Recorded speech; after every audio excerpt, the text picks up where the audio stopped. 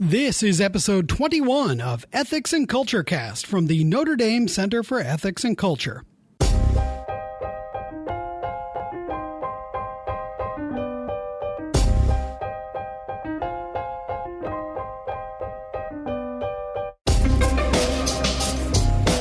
Welcome to episode 21 of Ethics and Culture Cast from the Notre Dame Center for Ethics and Culture. I'm Ken Hellenius, the communications specialist at the center. As we kick off this second season of our show, we sit down with Pete Hlabse, the manager of the center's student formation program. We chat about his passion for intellectual, spiritual, and human formation, as well as preview our upcoming student pilgrimage to Rome. Let's head into the Marion Short Ethics Library for this week's conversation.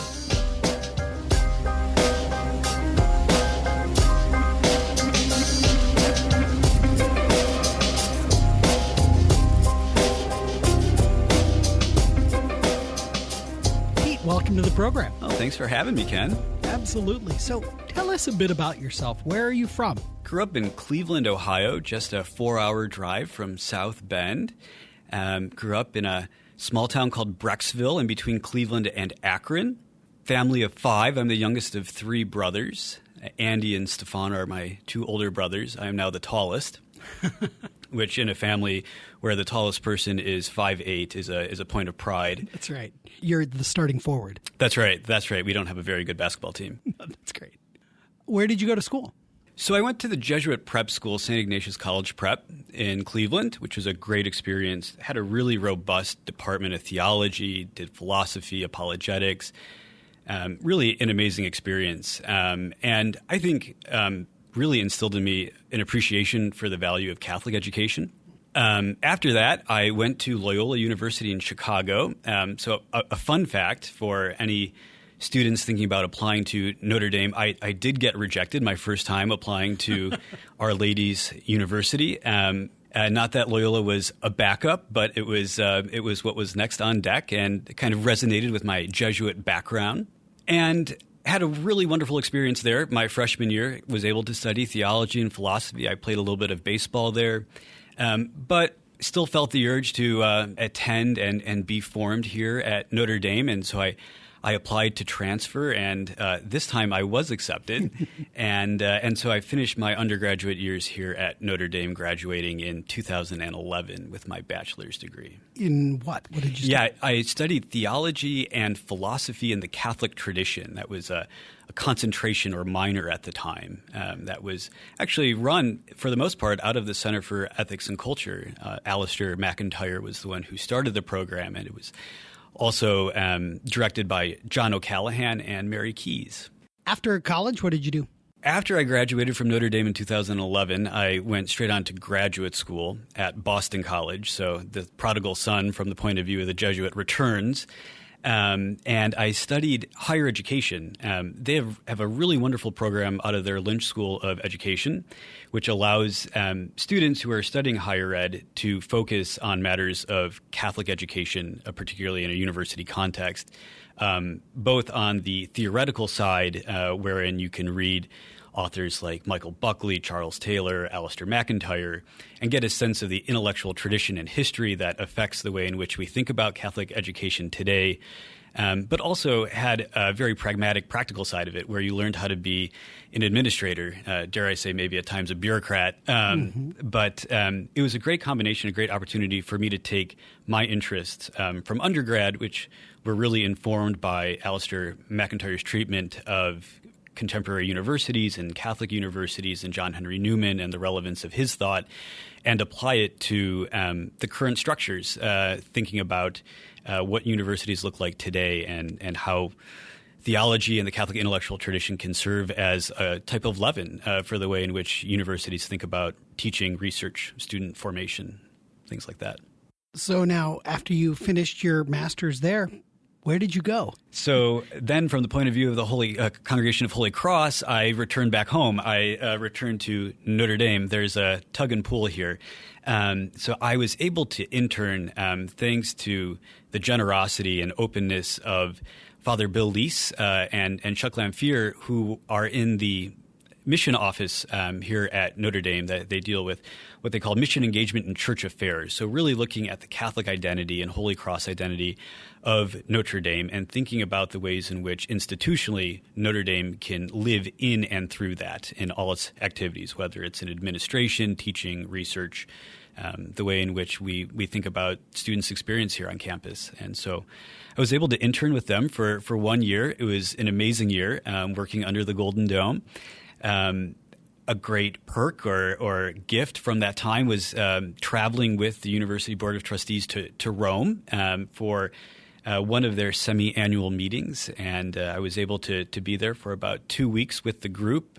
We had Mass every day. We prayed every day. There were significant meetings and discussions that took place. And at the end, we actually had an opportunity to meet and speak with the Holy Father, wherein Father John, our president, offered a few words about the way in which we understood our role as administrators and leaders in Catholic higher education. And we also received words of encouragement and challenge from the Holy Father for the ways in which we think about our work as an apostolate, as a work on behalf of the church. And so it was a really wonderful occasion. I was able to meet the Holy Father. I greeted him in Ukrainian, and he paused, and it registered, and he actually responded in Ukrainian, and we shared a laugh, and it was an incredibly memorable and formative experience for sure. Yeah.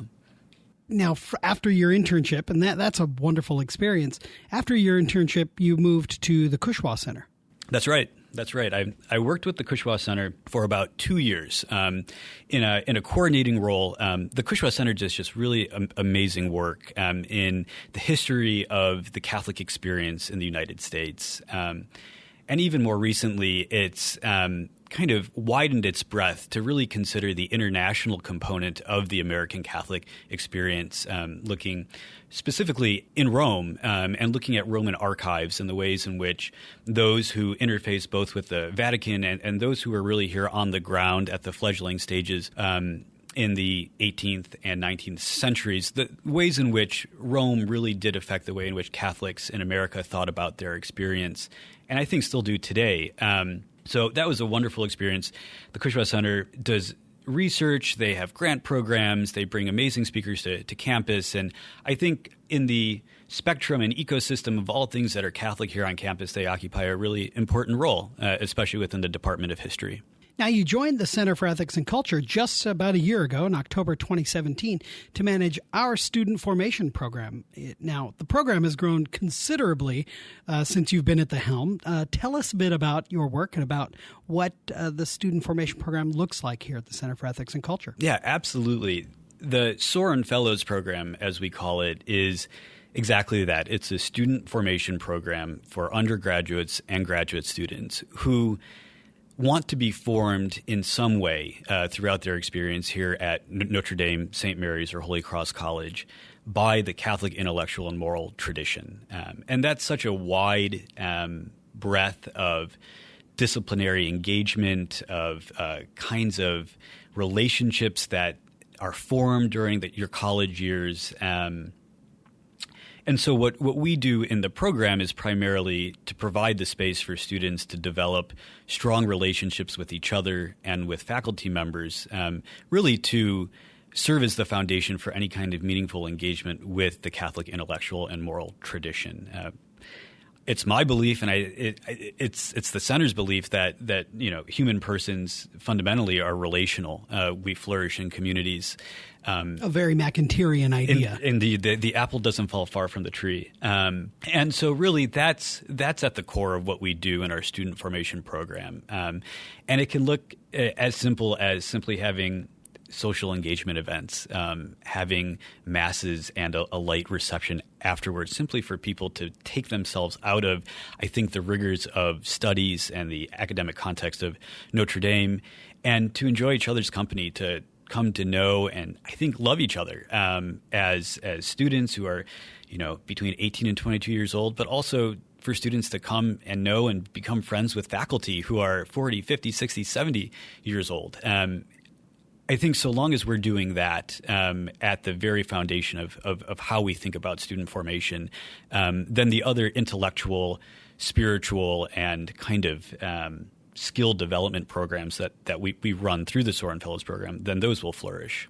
Now, you've alluded to a couple sorts of things that happen for Sorin Fellows programs and opportunities. What are some of the maybe highlights that you've seen over the past year of student projects and maybe internships that have come across the pike? Absolutely. One of the most, I think, popular and compelling parts of the Sorin Fellows Program is our openness and willingness and enthusiasm to fund internships and projects for students who want to engage in some more meaningful way, whether it's over fall break or spring break or certainly over the summertime, projects or initiatives or placements that help them deepen in their understanding and appreciation of the relevance of the Catholic intellectual and moral tradition to their work, to their vocation, that it's not something that's restricted to books or to theories or to St. Augustine or St. Thomas Aquinas or St. John Chrysostom, but rather it's something that's applied and lived. So we've funded in this past year over 100 projects for students, which is really amazing, and it shows the initiative and enthusiasm of our students. I'm amazed. There's so much more on top of it than I was when I was an undergrad. But just to give a few examples, we have sent students regularly to intern with the Pontifical Academy for Life in Rome, which serves as the primary advisory body to Pope Francis on bioethics. We've sent students to nonprofits on Capitol Hill that engage topics such as religious liberty for those who are interested in political science, political theory, perhaps entering into the world of politics. We also have received project proposals from students. This past year, we received project proposals that varied from working with migrants and serving them in Lampedusa to helping Indigenous people in New Zealand rebuild certain structures that had been ravished by earthquakes. We had a student even start a summer camp for at-risk youth through her parish in Detroit. So it's always so amazing and so inspiring in my position to see students' initiative to apply the values of their faith, the way in which they're formed here on campus and hopefully through the Sorin Fellows Program, and apply it in the real world. And I think that's a great measure and kind of a great forecast of the way in which they'll take how they're formed here on campus during their time here and apply it in the real world when they leave. One of the things you mentioned is that the formation program is very much focused on building community and bringing the real world experience of faculty and staff, the students kind of into that. You yourself personally represent, and you made reference to it, you personally bring something different to your job in that you're an Eastern Catholic, you're a Ukrainian right. Catholic. How do you think that informs your work here in the center? Yeah, I think I breathe most fully here out of anyone else. No, I've breathed with both lungs for my life. That's a great question, Ken. From the very beginning, I was baptized, chrismated, and received First Eucharist in the Ukrainian Catholic Church. So my confirmation hours were 0, as opposed to my friends in my Roman Catholic grade school who had to do their 40 hours of service or whatnot. But I think above all, it serves as a witness to students that the riches of the Catholic intellectual and moral tradition are not strictly Western, though the Western contributions of St. Augustine, St. Thomas Aquinas, St. Bonaventure, on and on and on and on, are integral to the tradition. They aren't the entire tradition. St. John Chrysostom, Gregory of Nazianzus, Basil. I mean, really look at the Desert Fathers. I think it provides a perspective of the kind of universality and just the robustness of the church that though the liturgy may look somewhat different, the way in which we pray may sound different, the words may not be the same.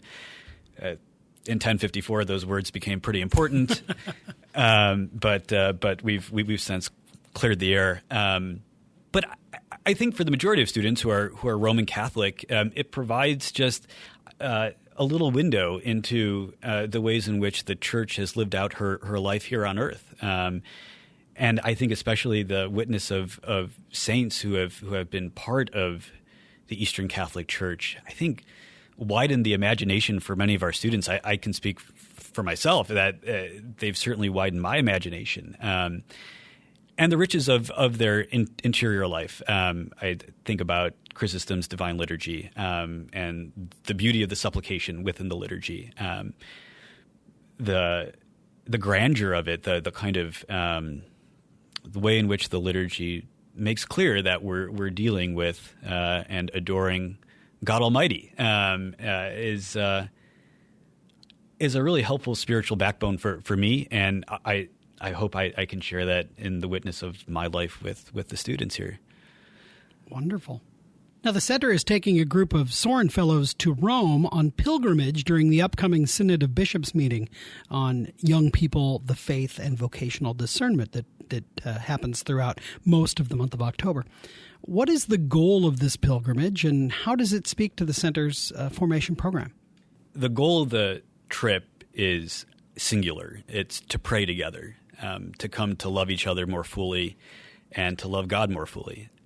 There'll be components of the trip that look more academic in nature. There'll be tours, there'll be talks, there'll be lectures, there'll be seminars. But primarily, I think we're there to pray with each other, to pray for the church, to pray for our own fidelity and our own faithfulness. The group of students that we're taking, a cohort of undergraduate Sorin Fellows, are just amazing students. And we've prepared them by having them read the Instrumentum Laboris, the kind of preparatory document for this particular synod. And we hope to give them a voice. At this really important juncture for the church, we want to show the church and the world that young people see holiness and sanctity not as an ideal to strive for and fall where one may fall, short of that, but that sanctity is both a realistic expectation and a desirable goal for young people. And I think that's what you'll see with these students who are taking, is that for them, the life of faith, especially in their discernment of their vocations, is not something that is impersonal, not something that's distant, but something that's deeply relational and deeply attainable.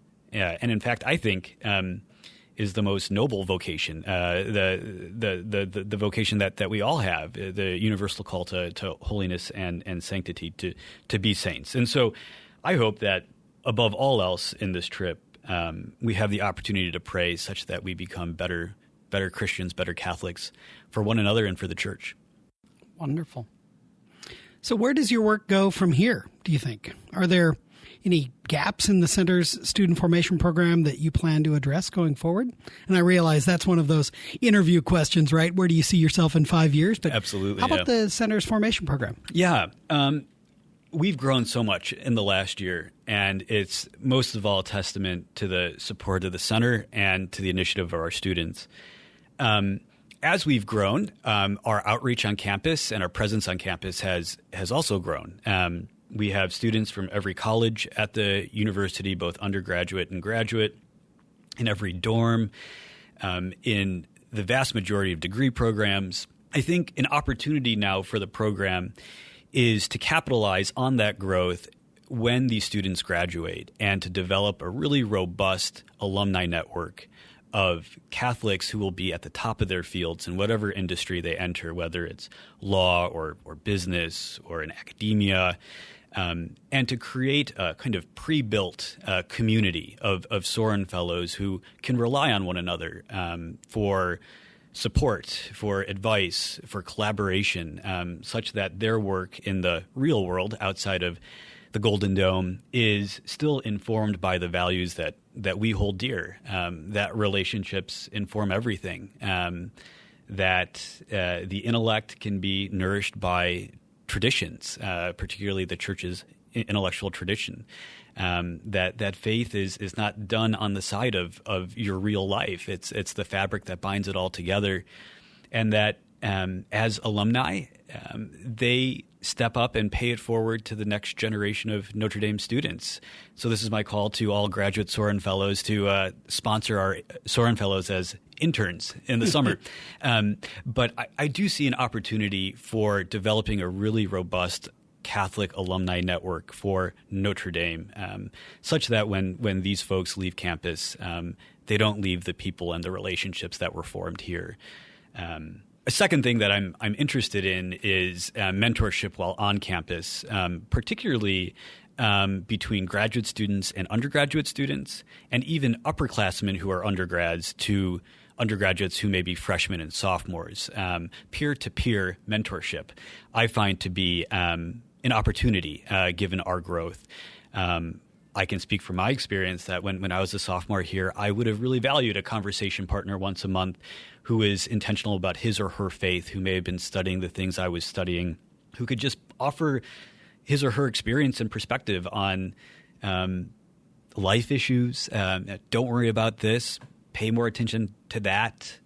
Come hang out with me tonight. I see opportunities for developing really deep friendships between individual fellows that serve their formation in a way that perhaps as adults or as administrators I might not be able to. So to provide students the space and resources to develop deep friendships with one another kind of on a one-to-one basis is something that I'm excited about and hopeful for. What is something you've really enjoyed about being at the Center for Ethics and Culture? The people, period. Exclamation point, not a period. I've touted and I speak about the role of developing community through our Sorin Fellows Program for the sake of their formation. There very well may be here a staff formation program that is based on relationships and friendships. The staff of the center it's a community. There are common values. There are different personalities. There are common values. The one and the many. These perennial mysteries.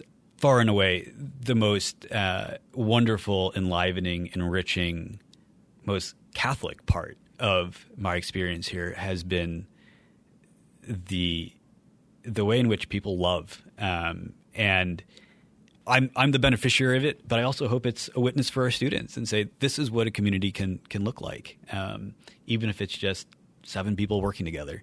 We preach radical hospitality, and in my first year working here, that's the only thing I've ever received from them.